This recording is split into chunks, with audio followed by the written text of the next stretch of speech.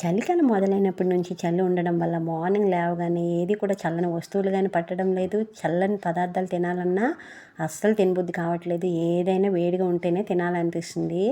దానికి తోడు మనం ఏదైనా నైట్ రైస్ మిగిలిపోయినా ఉదయం తినాలని అస్సలు అనిపించట్లేదు. కాబట్టి రోజుకో టిఫిన్ చేయాల్సి వస్తుంది. అది కూడా వేడి వేడిగా పొగలు కక్కేటట్లు చేయాల్సి వస్తుంది.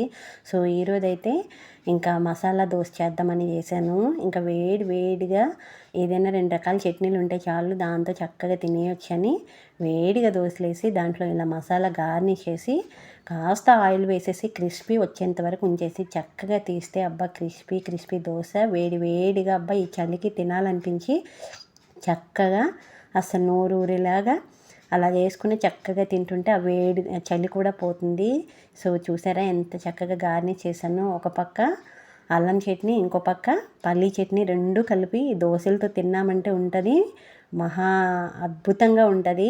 సో తప్పకుండా ట్రై చేయండి. వేడివేడిగానే మీరు కూడా తినండి. నచ్చితే లైక్ చేసి సబ్స్క్రైబ్ చేయండి. మిగతా వీడియోస్ కోసం మా ఛానల్ ఫాలో అవ్వండి. Thanks for watching.